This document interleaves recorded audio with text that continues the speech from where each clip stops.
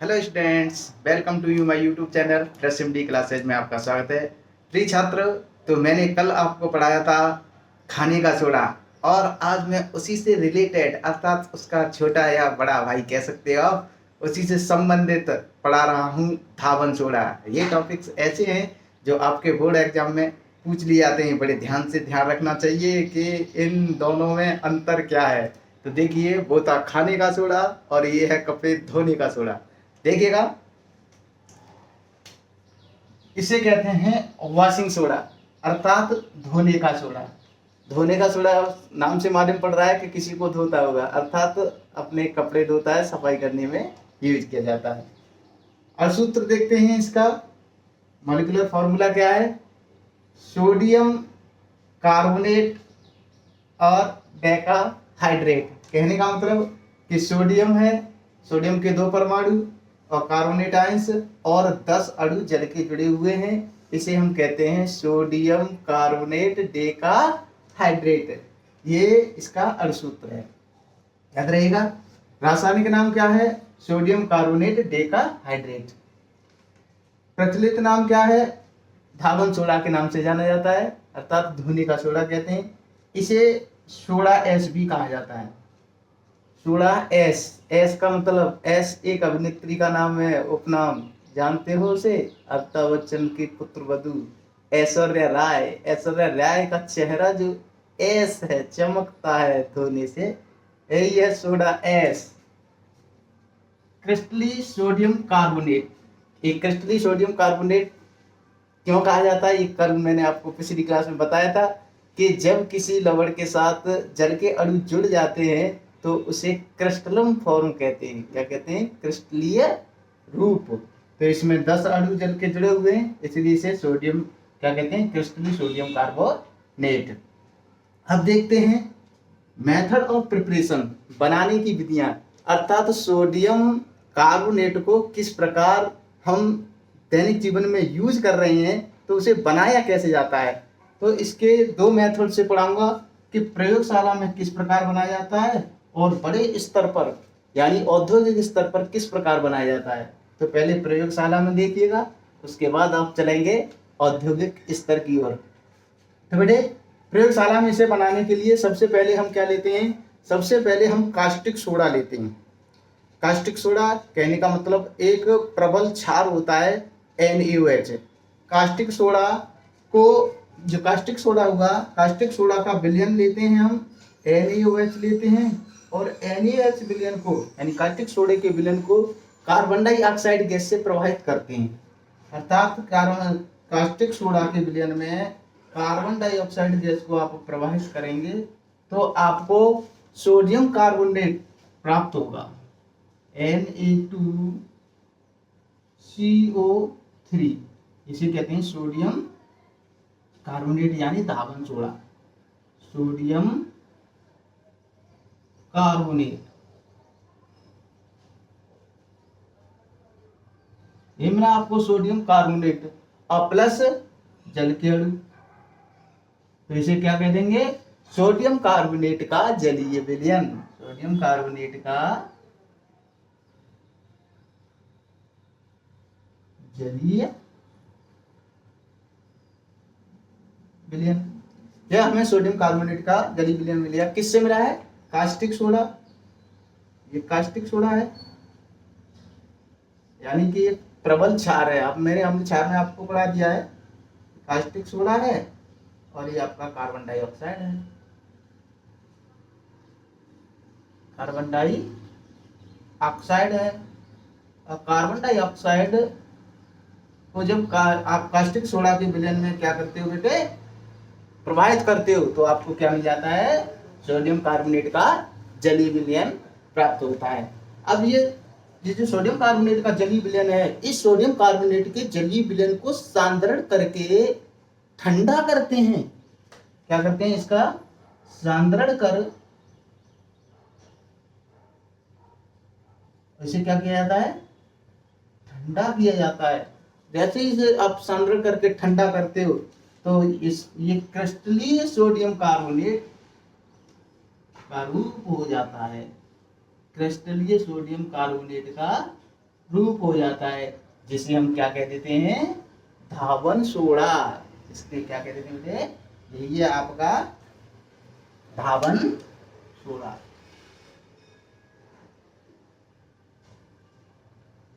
समझ में आया होगा आपकी कि धावन सोडा किस प्रकार बनाया गया है। सबसे पहले हमने कास्टिक सोडा का विलयन लिया, कास्टिक सोडा के विलयन में कार्बन डाइऑक्साइड को प्रवाहित किया। जैसे इसे कार्बन डाइऑक्साइड से प्रवाहित किया तो ये आपको सोडियम कार्बोनेट का जलीय विलयन प्राप्त हुआ। सोडियम कार्बोनेट के जलीय विलयन का सांद्रण कर उसे ठंडा किया, जिससे हमें सोडियम कार्बोनेट डेकाहाइड्रेट अर्थात कपड़े धोने का सोडा प्राप्त हो गया। नोट कीजिएगा।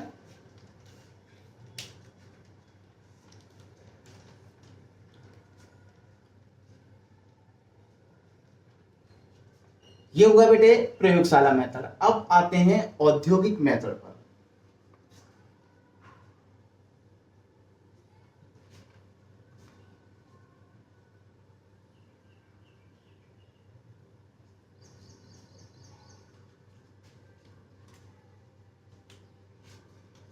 दूसरा मेथड कौन सा बेटे, औद्योगिक।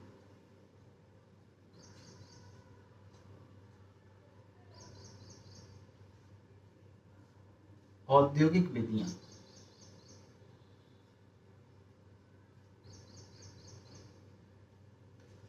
तो सोडियम कार्बोनेट डेकाहाइड्रेट की औद्योगिक विधियां तो बहुत हैं, लेकिन मैं आपके हाई स्कूल बोर्ड एग्जाम के सिलेबस के आधार पर पढ़ा रहा हूं। तो यहाँ पर मैं मुख्य रूप से 2 विधियां बताऊंगा जो सामान्यतः पूछी जाती हैं बोर्ड एग्जाम में। तो औद्योगिक विधियां और प्रयोगशाला विधियां में अंतर सिर्फ इतना होता है कि औद्योगिक जो विधियां होती हैं बड़े स्तर पर, जिनकी डिमांड होती है सोडियम डेकाहाइड्रेट की, सोडियम कार्बोनेट डेकाहाइड्रेट की, तो यहाँ औद्योगिक मेथड यूज होते हैं, फैक्ट्रियां यूज करते हैं, यहाँ पर ये प्राप्त होते हैं। लेकिन जब इनका बनाने का काम होता है, तो जब हम स्टडी टाइम पर करते हैं तो वो प्रयोगशाला मेथड होता है, वहाँ पर कम मात्रा में बनता है और यहाँ पर अधिक मात्रा में बनता है, बस फर्क इतना है। तो देखिए बेटे, औद्योगिक स्तर पर इसकी 2 विधियां हम मुख्य रूप से पढ़ते हैं। एक है आपकी, इसकी 2 विधियां पढ़ते हैं, कौन कौन सी, एक है ली ब्लॉक विधि,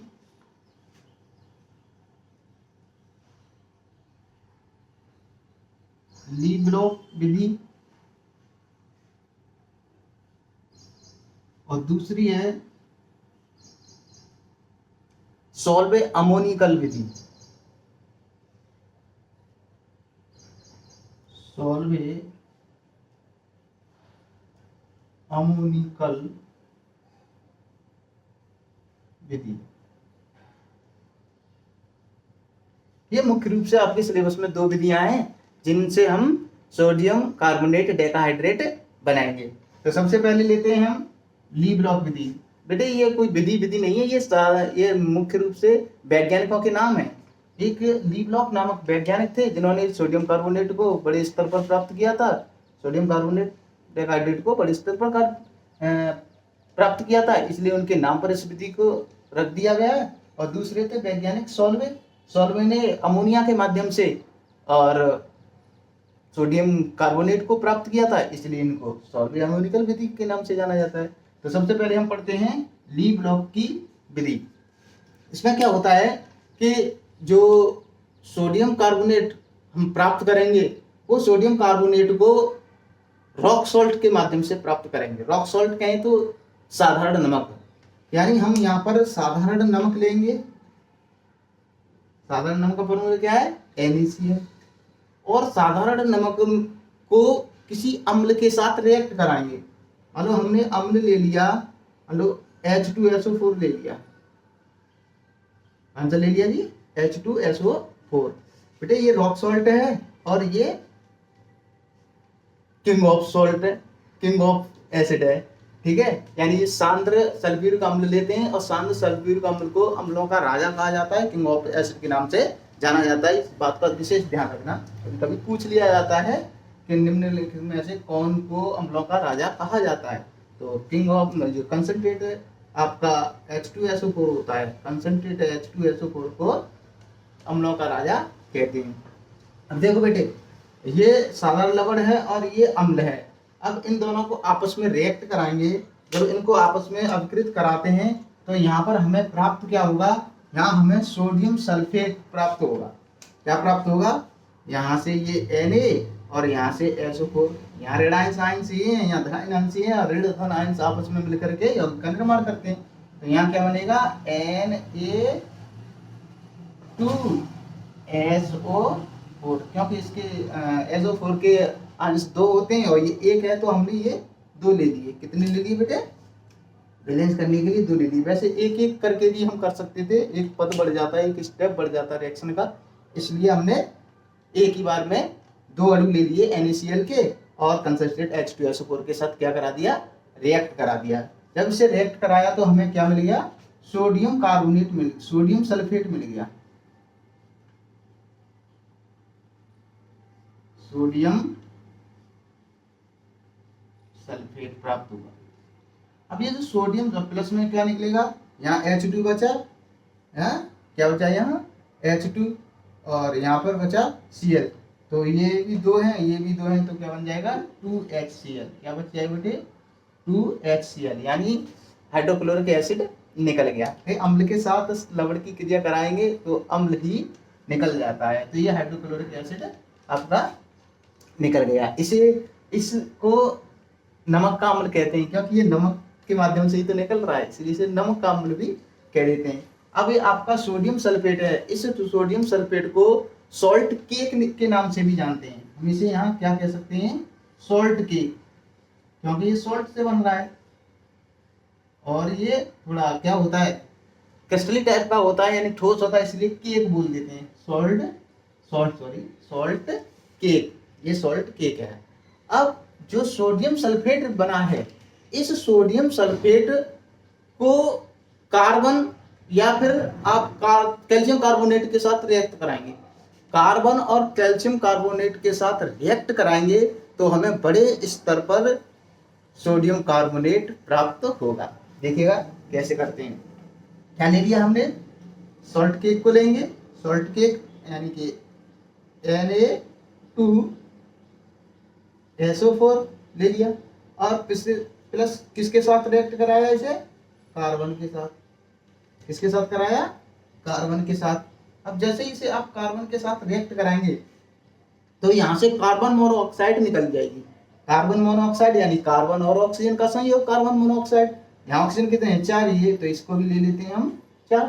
ठीक है, क्या निकालते हैं, 4CO, ये क्या निकलेगी बेटे, कार्बन मोनोऑक्साइड निकल गई। अब बचा क्या, अब यहाँ बच गया Na2S, यानी Na2S कहें तो क्या होता है, Na2S यानी सोडियम सल्फाइड। क्या निकल गया बेटे, सोडियम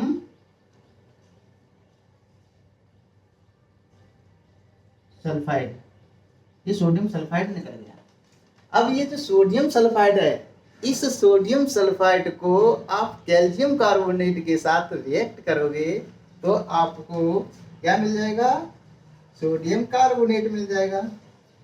यानी Na2S को हमने क्या कर दिया, कैल्शियम कार्बोनेट के साथ रिएक्ट किया तो हमें क्या मिल गया, यहाँ से Ca और यहाँ से S बाहर निकल जाएंगे, बन जाएगा Na2CO3, और यही तो हमको चाहिए, Na2CO3 प्लस निकल गया CaS, यानी कैल्शियम सल्फाइड निकल गया और मिल गया हमें क्या, सोडियम कार्बोनेट।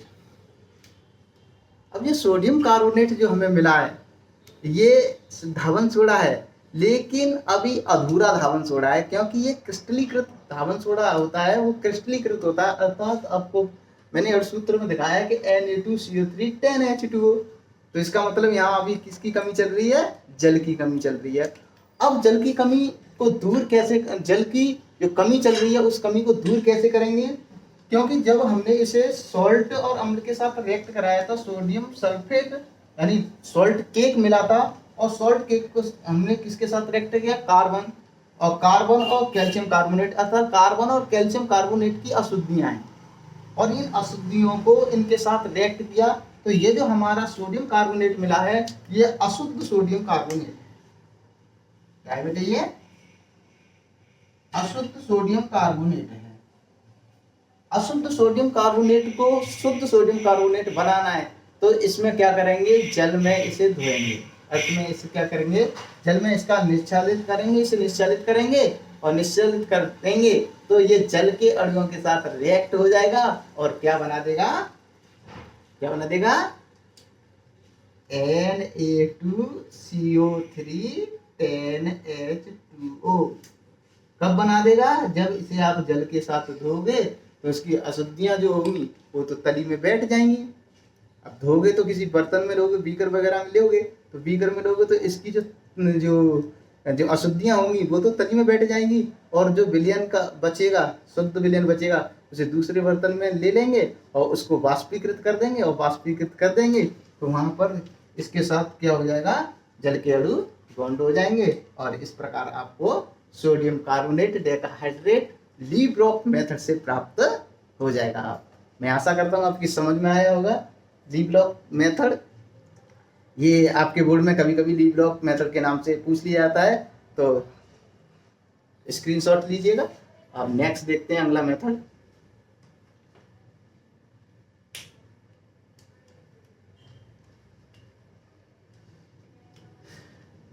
क्लियर करें, ओके। नेक्स्ट डालिएगा सॉल्वे का अमोनिकल मेथड। ये किसका था बेटे, ये था आपका ली ब्लॉक का। अब करते हैं सॉल्वे का।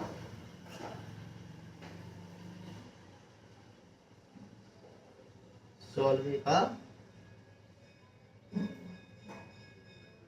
अमोनिकल मेथड, सॉल्वे की अमोनिकल विधि करते हैं। सॉल्वे की अमोनिकल विधि। अब सॉल्वे की अमोनिकल विधि है, उससे सोडियम कार्बोनेट डेकाहाइड्रेट हम जो प्राप्त करते हैं, ठीक है। तो सोडियम कार्बोनेट जो प्राप्त करेंगे, हम भवन सोडा जो प्राप्त करेंगे, एक अंतर, विशेष अंतर बताऊंगा कि इन दोनों अभिक्रियाओं में अंतर क्या है, अर्थात दोनों विधियों में एक विशेष अंतर क्या है, वो इसके वीडियो के बाद बताऊंगा।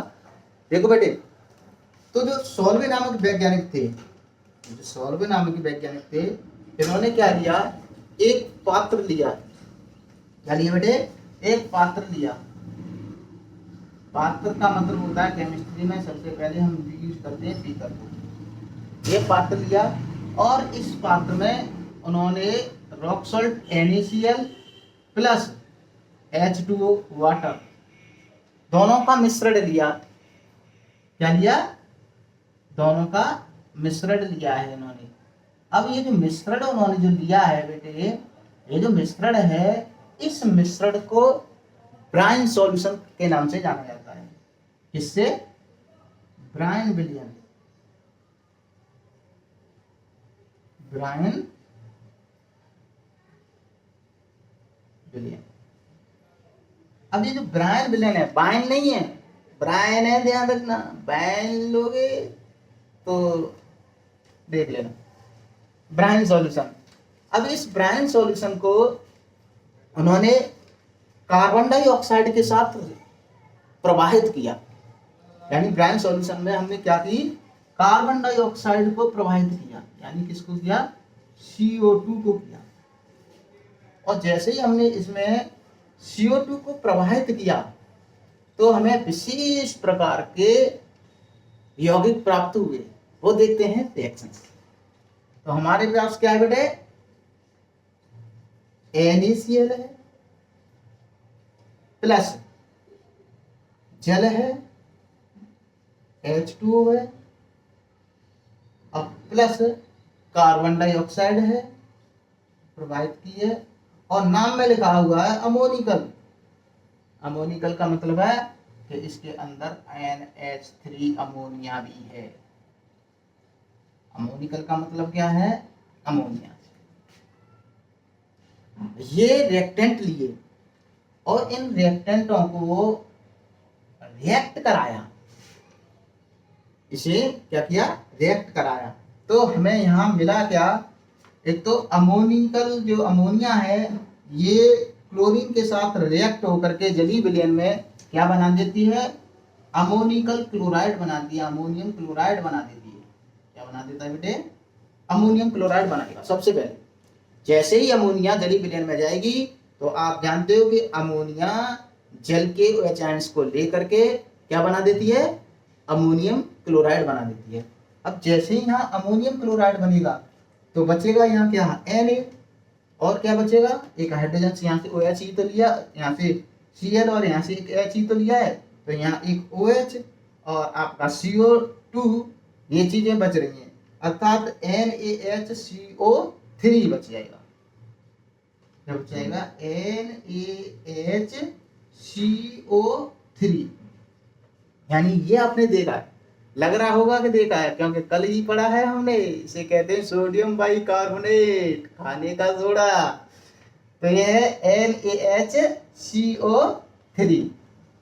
जब NaHCO3 आपने ले लिए, जब NaHCO3 बन गया तो ये आप अच्छी तरह जानते हो कि इसे क्या कहा जाता है? Sodium bicarbonate. क्या कहा जाता है? Sodium bicarbonate. अर्थात भैया का सहयोग करने आ गया भैया। धावन सोडा का भाई है कौन? खाने का सोडा। अब ये सोडियम बाइकार्बोनेट है, इस सोडियम बाइकार्बोनेट को NaHCO3 को आप क्या कर देंगे? गरम कर देंगे। क्या कर देंगे? गरम कर देंगे।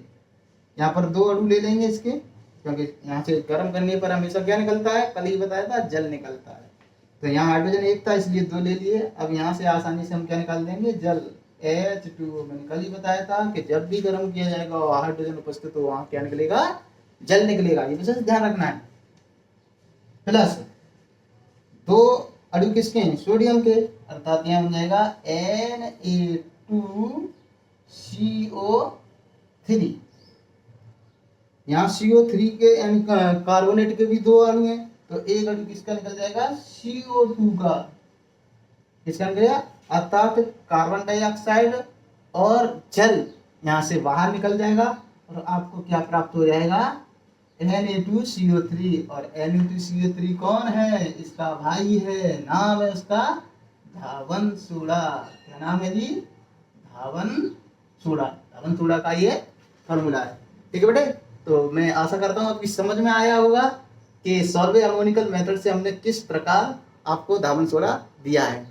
अब जो मैं बात कर रहा था कि इन दोनों विधियों में अंतर क्या है, इन दोनों विधियों में अंतर क्या है, तो विशेष अंतर तो यही है कि वहां पर सोडियम कार्बोनेट डेकाहाइड्रेट मिल रहा था वाष्पीकृत करने के बाद, लेकिन यहाँ पर डेकाहाइड्रेट नहीं मिलता है, सिर्फ सोडियम कार्बोनेट मिलता है। यहाँ इसके पास जल के अणु नहीं होते हैं, या इसे एक करके करते तो एक जल का अणु आता, वो भी जल का अणु क्या हो जाता? वाष्पीकृत होकर निकल जाता। इसलिए इसे सोडा एस के नाम से भी जाना जाता है। जब इसमें जल की कमी होती है तो उसे कहते हैं सोडा एस।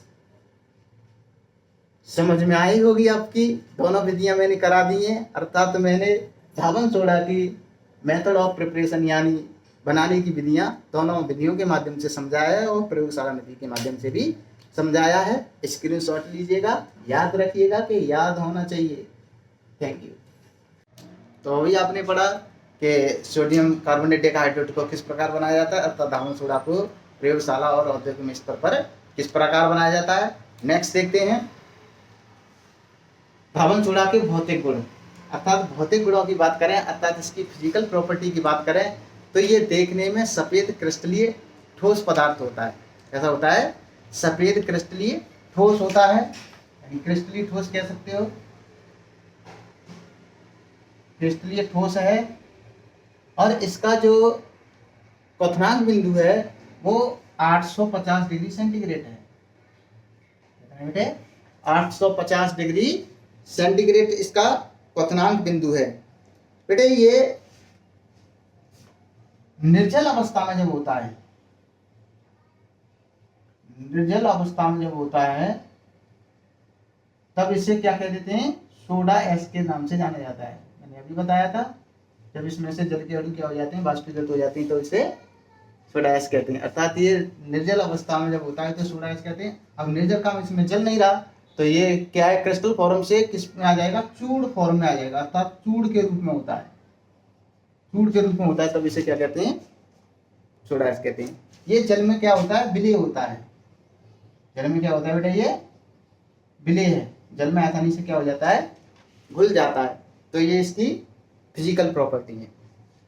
कीजिएगा, क्रिस्टलीय ठोस पदार्थ है, क्वथनांक बिंदु 850 डिग्री सेंटीग्रेड है, निर्जल अवस्था में चूड़ के रूप में होता है जिसे सोडा ऐश कहते हैं, और ये जल में विलय होता है। अब देखिए केमिकल प्रॉपर्टी, केमिस्ट्री में पढ़ो, केमिकल प्रॉपर्टी ना पढ़ो तो हो क्या, देखते हैं अब केमिकल प्रॉपर्टी। धावन सोडा के रासायनिक गुण। अब रासायनिक गुणों में सबसे पहले हम पढ़ते हैं इसका इफेक्ट ऑफ हीट, यानी ऊष्मा का प्रवाह।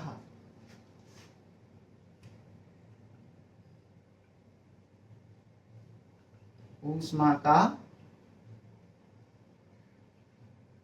प्रवाह, ऊष्मा के प्रवाह से आपकी समझ में आ रहा होगा कि जो हमारा सोडियम कार्बोनेट डेकाहाइड्रेट होता है, इसे शुष्क हवा में खुला छोड़ देते हैं।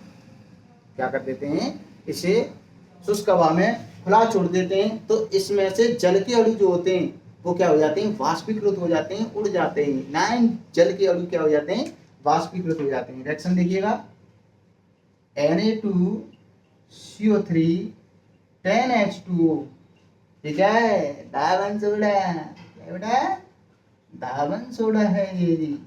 और धावन सोडा को हमने क्या कर दिया, शुष्क हवा में छोड़ दिया, खुला छोड़ दिया, शुष्क हवा में क्या कर दिया, खुला छोड़ दिया।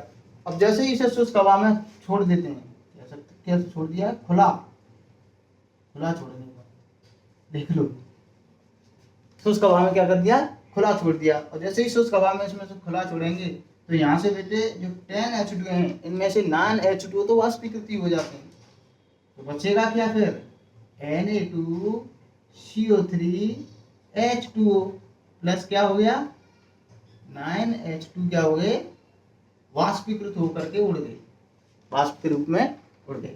अब आपको क्या मिला, सोडियम कार्बोनेट, वहां डेका था, यहाँ क्या रह गया, एक को कहते हैं मोनो, तो इसे क्या कहेंगे, सोडियम कार्बोनेट मोनोहाइड्रेट। ये जल के अणु प्राप्त हो गए।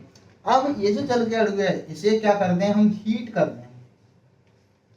इफेक्ट ऑफ हीट, ऊष्मा का प्रवाह क्या दिखाएगा कि जैसे ही आप इसे हीट करोगे तो यहाँ से जो जल का अणु है वो भी क्या हो जाएगा, जल जाएगा। जल क्या हो जाएगा, जल जाएगा, और बचेगा क्या आपको, Na2CO3, और जो Na2CO3 है इसे क्या कहते हैं, सोडा ऐश कहते हैं। क्या कहते हैं, सोडा ऐश, यानी निर्जल सोडियम कार्बोनेट।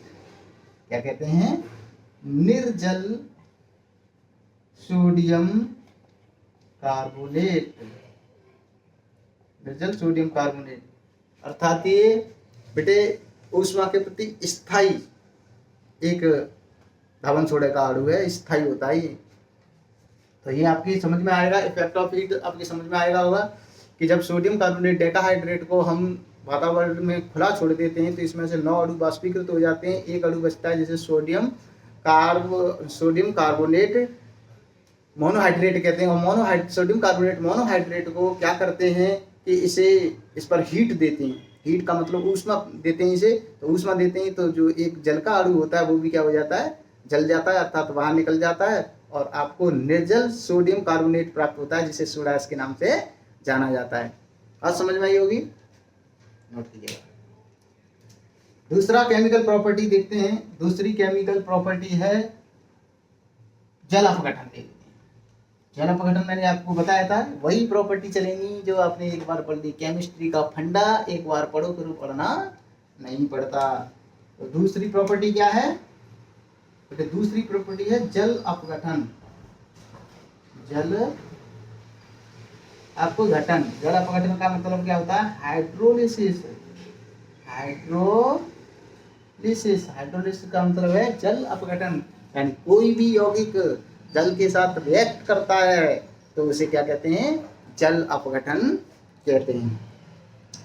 तो जल अपघटन में क्या होता है कि हमारे पास सोडियम कार्बोनेट है, क्या बेटे, Na2CO3 है, और Na2CO3 की क्रिया किसके साथ करा रहे हैं हम, जल के साथ। किसके साथ करा रहे हैं, जल के साथ। और जैसे ही आप इसे जल के साथ रिएक्ट कराओगे, बड़ी कमाल की चीज है, जैसे ही आप इसे जल के साथ रिएक्ट कराओगे तो वाटर के, जल के OH आयंस सोडियम धातु के साथ रिएक्ट हो जाएंगे और क्या बना देंगे, NaOH।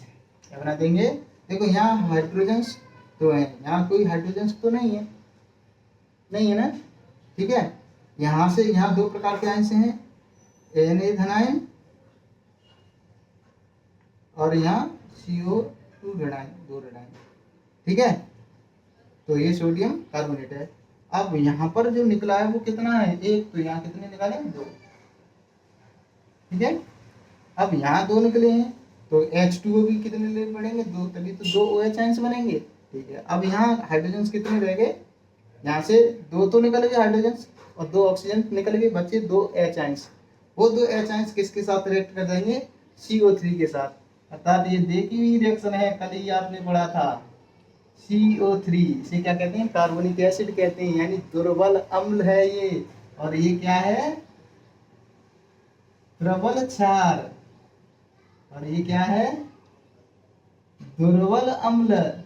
और आपने जल अपघटन में पढ़ा था पिछली ही क्लास में, अर्थात धावन सोडे में, कि इसका जो विलयन होता है, जलीय विलयन होता है, सोडियम कार्बोनेट का जलीय विलयन होता है, वो कैसा होता है, क्षारीय। क्षारीय क्यों होता है, क्योंकि ये जो आपको मिले हैं, ये जो आपको मिले हैं दुर्बल अम्ल, दुर्बल अम्ल प्रबल क्षार, दुर्बल अम्ल प्रबल क्षार की अभिक्रिया करते हैं, तो जो विलयन बनता है वो कैसा माध्यम का बनता है, क्षारीय माध्यम का। क्यों, क्योंकि क्षार की पावर ज्यादा है, अर्थात वो वहां से H आयंस आसानी से क्या कर देता है, निकाल देता है, इसलिए इसे क्या कहते हैं, और जो H आयंस देते हैं उन्हें क्या कहते हैं, क्षार। तो ये कैसा विलयन बनाएगा, क्षारीय। तो जल अपघटन आपकी समझ में आएगा, सोडियम कार्बोनेट को जल के साथ रिएक्ट किया तो हमें प्रबल क्षार और प्रबल अम्ल प्राप्त हुए, अर्थात ये क्षारीय नेचर रखता है। सोडियम कार्बोनेट डेकाहाइड्रेट यानी कहने का मतलब धावन सोडा और खाने का सोडा दोनों ही कैसी नेचर के होते हैं, क्षारीय नेचर के होते हैं। नेक्स्ट देखिएगा,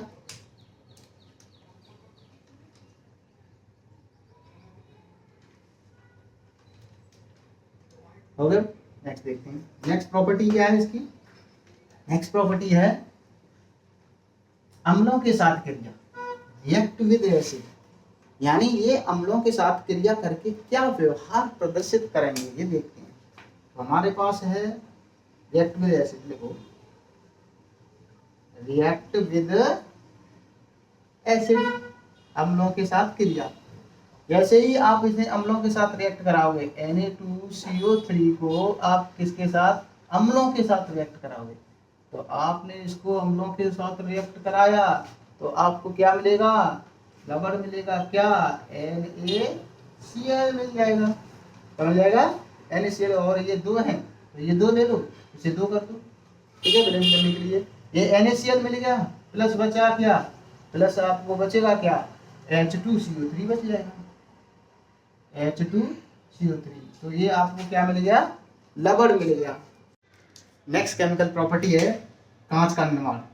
अब कांच का निर्माण जो होता है, तो ये बेटे जो कांच का निर्माण होता है, ये आपके जब सोडियम कार्बोनेट को रेत या सिलिका, जो आपका सिलिका होता है SiO2 फॉर्मूला है उसका, या रेत का भी फॉर्मूला SiO2 है, तो उसके साथ इसका मिश्रण किया जाता है और मिश्रण करके हम घुलनशील कांच का निर्माण कर लेते हैं।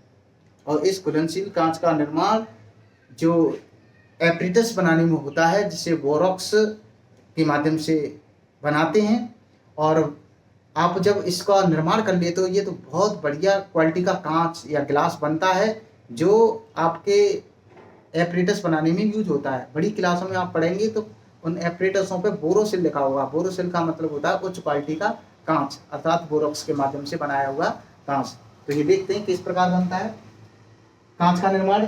हम लेते हैं सोडियम कार्बोनेट Na2 CO3 और Na2CO3 को मिश्रण या किसके साथ, SiO2 के साथ, SiO2 के साथ आप इसे मिश्रित करते हैं तो हमें मिल जाता है सोडियम सिलिकेट, Na2SiO3 प्लस यहाँ से निकल जाता है कार्बन डाइऑक्साइड। अर्थात जो आपको ये मिला है इसी को कहते हैं कांच।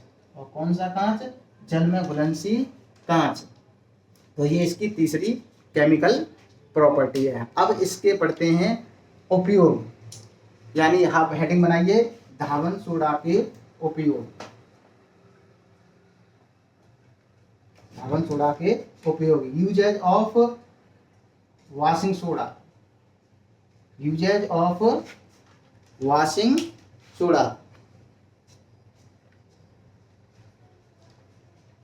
मैंने कल ही बताया था आपको, यदि किसी भी केमिकल कंपाउंड का आपको यूज नहीं आ रहा है याद, तो सबसे पहले कौन सा यूज लिख दो, वही लिख दो कि इसका उपयोग प्रयोगशाला में अभिकर्मक के रूप में किया जाता है। तो लिख सकते हो आप प्रयोगशाला में अभिकर्मक के रूप में, प्रयोगशाला में अभिकर्मक के रूप में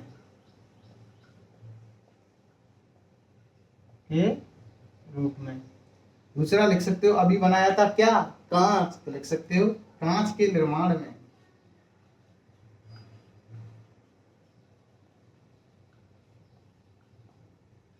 इससे क्या बनाया था, खाने का सोडा, तो आप लिख सकते हो खाने का सोडा बनाने में।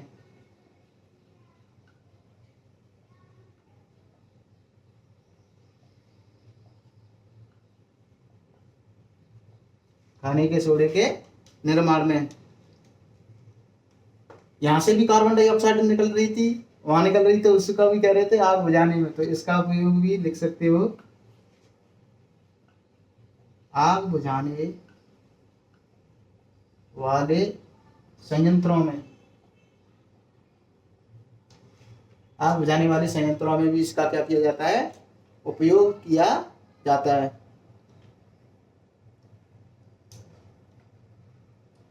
और लिखना चाहते हो, वैसे काफी हो चुके हैं, और लिखना चाहते हो तो लिख सकते हो पेट्रोलियम के शोधन में, पेट्रोलियम के शोधन में। और एक मेन पॉइंट तो रह गया, जो कपड़ा धोता है उससे सफाई होती है, अर्थात साफ सफाई में, साफ सफाई में। तो ये क्लास आपकी रही होगी बड़ी शानदार, और यहाँ पूरा टॉपिक मिला है आपको धावन सोडे का, एक ही क्लास में, एक ही वीडियो में जबरदस्त मेथड से तैयारी कीजिएगा और अपने बोर्ड एग्जाम में मैक्सिमम नंबर प्राप्त कीजिएगा। Thank you.